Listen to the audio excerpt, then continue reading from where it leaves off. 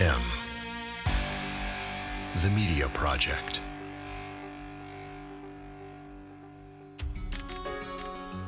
E for All and E para Todos are focused on entrepreneurs who are building our cities and towns one neighborhood at a time. And E for All needs you. Become a mentor, enlist as an entrepreneur, or work to bring an E for All program to your community. I'm M the Media Project founder, Scott M. Graves, and I'm an E for All mentor. Believe me when I say you already have everything you need to be an entrepreneur. By working with E for All, you will garner the skills, the connections, and the confidence to see your business to success. Don't think you're ready to be an E for All mentor? Think again. Your business community needs you to step up and contribute in a highly dynamic and meaningful way. Learn more today at eforall.org.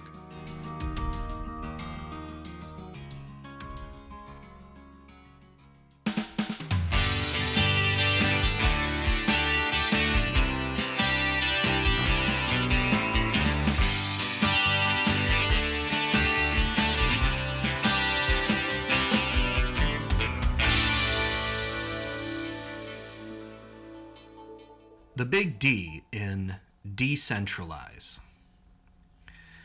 We are witnessing a stirring shift. A shift in our focus for our nation's economy, instigated by policies such as the CHIPS and Science Act. We might consider the act as a return of sorts to a pre-1970s perspective on domestic investment in technology. This shift is showing us that geography does matter. The economic focus on top-down or trickle-down economics expressed by the Chicago School hollowed out most of our favorite hometowns, our most treasured places. The process of the last half-century emphasized the others, some other people somewhere else who we suspect are benefiting at the expense of ourselves, the people we care for where we live and work every day. What good are low interest rates or a full investment portfolio if your neighbor struggles to survive, working 3 jobs that don't pay enough to live on? The Act of 2022 not only aimed to return a key manufacturing base to the states for strategic reasons. We're already witnessing its benefits in rural and deindustrialized communities such as Syracuse, New York. The tech hubs being formed, including the one in Burlington, Vermont, are another positive step. A shift on a national scale to support labor, small-scale development, and small-scale entrepreneurship has placed us at the vanguard of decentralizing wealth-building capacity at the local level. We do not know if it can survive the politics of America's third 21st century decade, but it does feel promising for the first time in 40 years. Communities will not be able to take advantage of this shift unless we're smart about positioning ourselves in the new paradigm for optimal advantage. This shift is influencing the private capital world. In my work as a business owner and most recently as director of a 4th incubator project, our efforts at fundraising for venture capital, real estate, and other private investment opportunities were met with the most support I've personally experienced. This interest on the part of investors, political figures, and average citizens is gaining momentum and perch us at the edge of a transition to draw a new map. To this point in time, a full 80% of venture capital has benefited a few cherished places, namely Boston, Austin, Texas, and Central California. Wealth concentrated in these regions, while corporate America hollowed out its employment base. This in turn hollowed out thousands of medium and small communities while pricing out even people of means in places like San Francisco and Greater Boston. Over the last half years, I've encountered a plethora of investors and fund managers eager to explore opportunities outside of their respective bubbles. There may even be sometime soon a veritable onslaught of macroeconomic policy to further encourage this horizontal shift to go from its birth moment today to an investment map whose blood flows across and into every corner of our nation's body. For these reasons, you must create the environment that delivers maximum impact to those looking for opportunities in your small city or town. The decisions we make now for technology, childcare, a smart housing strategy, and a plan to ensure growing tech companies have the talent on hand when they need it must be further fleshed out from the gains already made in the last 2 years. Solutions must be locally controlled and represent bottom-up responses to challenges. For we are, I am certain of this, at the start of a national movement to decentralize the map, for placing venture capital where it's needed most, for updating outmoded zoning laws so we can start rebuilding our built environments to serve all of our neighbors, and financing policies so more Americans can access the housing they desire. Here's to transforming our cities and towns for a new generation. SMG's Are We Here Yet podcast is a production of M the Media Project and SM Graves Associates.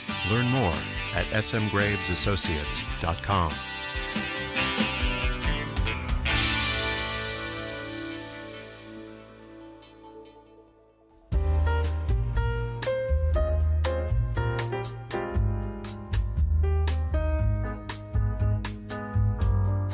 Here's our interview with Lakecia Benjamin. We met briefly after her set at the Newport Jazz Festival. She talks about her CD, Phoenix, and the story behind the project. Learn more about Lakecia at her website, lakeciabenjamin.com. Now, enjoy the show.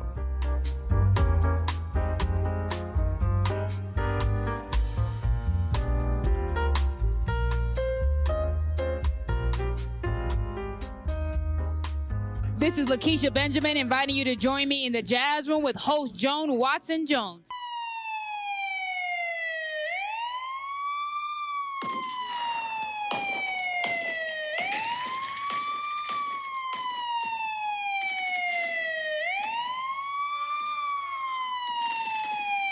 Revolutionary hope resides precisely among those women who have been abandoned by history.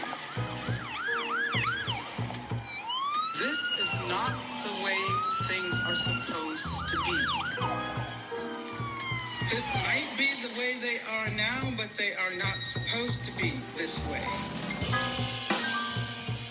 I truly believe, and men should applaud this, that this is the era of women.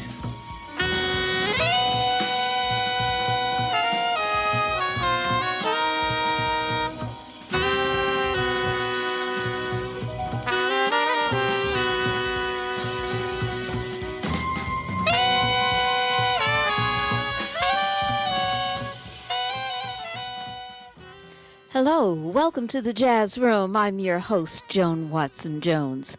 Thanks for stopping by. Come in, relax, enjoy great jazz. Each week we present the music of independent jazz artists as well as those we've grown to love through the years. And yes, of course, the legends. This week we welcome saxophonist-composer Lakecia Benjamin. We met briefly after her set at the Newport Jazz Festival. We talked about her CD, Phoenix, the story behind the music, and growing up in New York City. You're listening now to American Skin. Enjoy.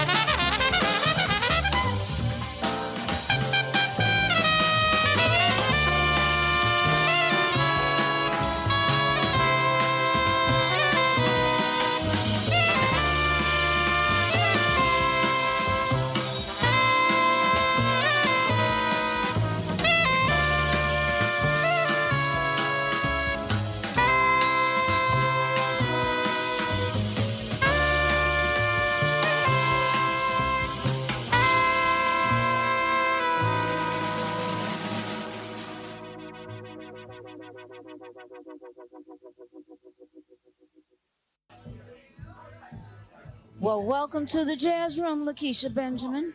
Thanks for having me. Glad to be here. How does it feel being here out on that front big stage? It's amazing, you know, when you grow up like really honoring the tradition of John Coltrane and Alice like me, to be somewhere that they stepped on holy ground like that, it's just a one in a lifetime experience. You have a CD, Phoenix. Tell me about this CD. It's a CD that I wanted to kind of pay tribute to the women that kind of inspired me to be in music and to continue.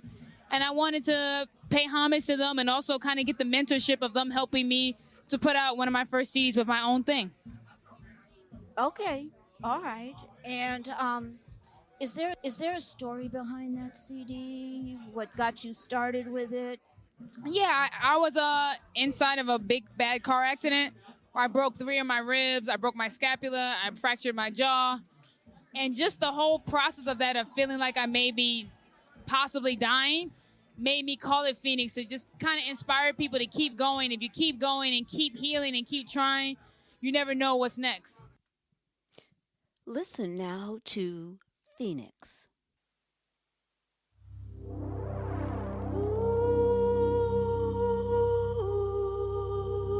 Yeah.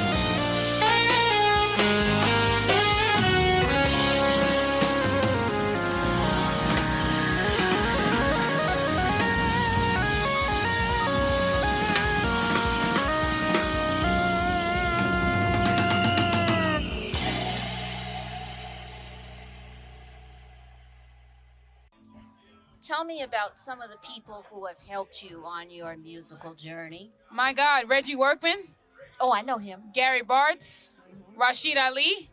My first gig ever was with Clark Terry. So those are some of the people that have kind of raised me up and shown me the ropes of how to be a band leader and how to, try to get my own thing happening. And what were some of the things did they teach you?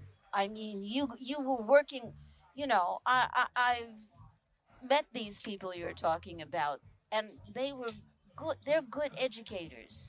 Yeah. What did what did you learn from them? Oh yeah, I should have not mentioned Miss Dee Dee Bridgewater, but they kind of been teaching me a little bit of how the business is going. Clark always said they see you before they hear you. Make sure you keep your outfit right, and that you are building a bond with the audience. He said the most important thing you can do is establish some unity with your crowd. Dee Dee has taught me from the school of Betty Carter, make sure you follow the money, and make sure you, leave it all on the stage. Rashid was big on stamina, making sure I had the stamina to play at the level I wanted to play at. Yeah. And how do you do that? How do you keep yourself going? I try to practice as much as I did when I was coming up. So if I'm out on tour or something, I'm doing at least 5 to 6 hours minimum on the sax. Yeah. I try to keep my chops up, keep learning, keep listening to new people, keep listening to older CDs I don't know. To me, the key is to never stop learning. To always remain a student and remain open that somebody may have some advice for you that could change your world.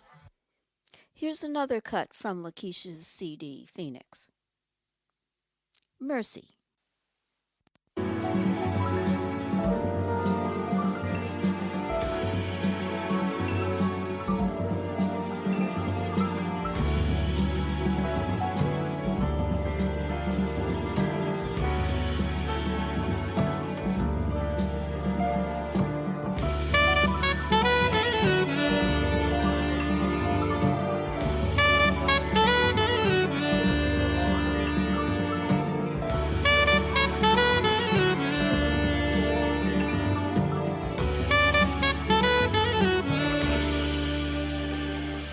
Turn the page and start anew. Seek inner peace with your mind and soul focused on love.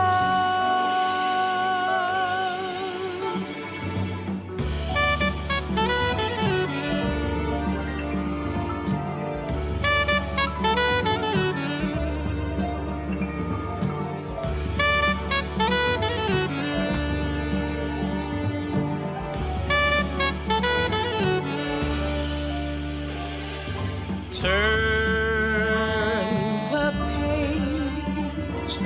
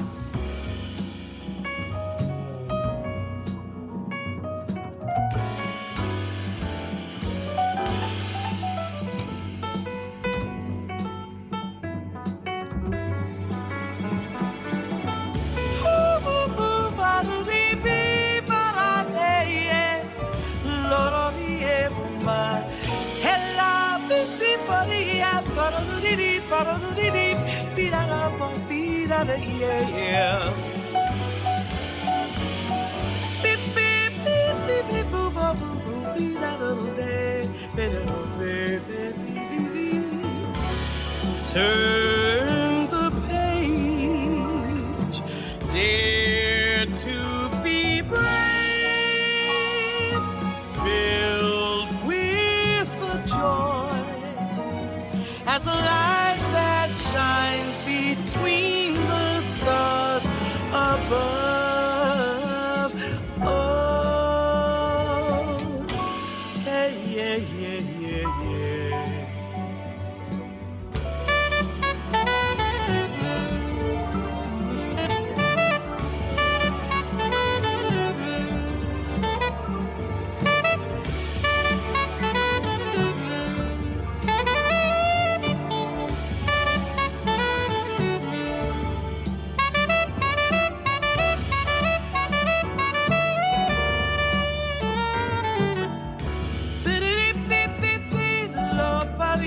Yeah, yeah.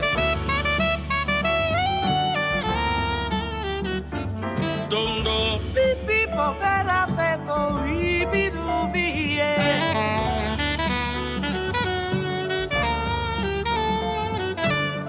Ba ba ba da beep beep beep beep beep beep beep beep.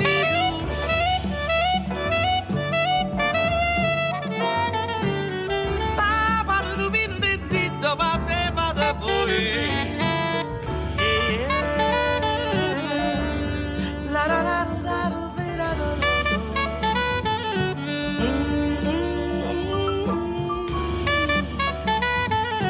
Little people, beep beep, let your light shine.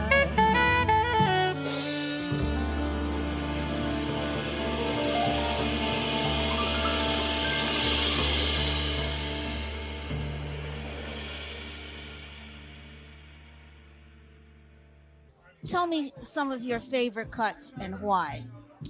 One of my favorite cuts is Jubilation because I've always wanted to meet Patrice Rushen. I've always wanted to work with her, and now we've started having a bit of a friendship and a mentorship. So that's the most inspiring thing that can come from having a guest is to keep the relationship after the CD. Angela Davis. I'm the director of the Burlington Jazz Fest, so I had her come up and speak to the kids and stuff. So to have a bond with somebody that has dealt with history with jazz, political stuff, but also met so many different types of people all over the world and knows how to fight for their life, that's something you can't get somewhere else. So between those two, and of course the great Terry Lynn Carrington, she's able to push people in a way that demands respect, but it demands you to raise your level. Yes, she does. Yes, she does. Now, tell me a bit about the musicians that you had with you today on stage. I had E.J. Strickland on drums, Zakai Curtis on piano, and Ivan Taylor on the bass. Okay, and were they on Phoenix? Are they on They are on Phoenix with me. They're the band backing me up. All right, so we just keep it going. What would you like to accomplish for yourself in the next few years? What do you see in the future for yourself? I'm hoping to bring some unity to this culture of jazz, to unify all the generations and to keep the music going longer. So to influence some younger people to get involved, influence some older people to come on back, and to just show everybody that the music is for everyone. It's not an old-time music. It's a new, evolving thing, and it needs all of us to participate in it to be successful. You said it. You said it. You said it.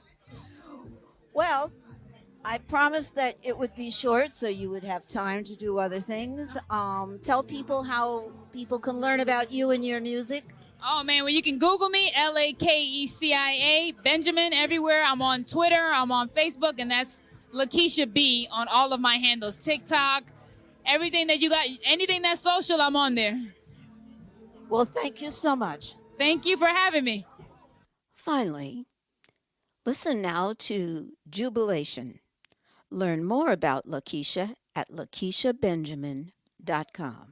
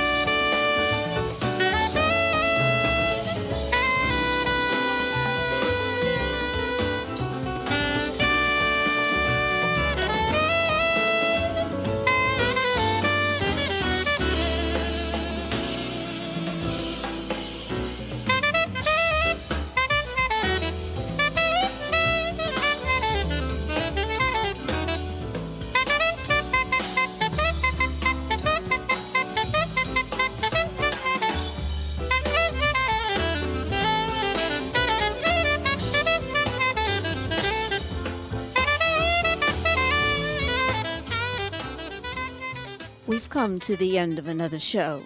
Thank you for spending time here with us in the Jazz Room. You may see my photographs of artists at the Newport Jazz Festival and much more on the Jazz Room page of my website, joanwatsonjones.com. Until next time, you've been in the Jazz Room. I'm your host, Joan Watson Jones.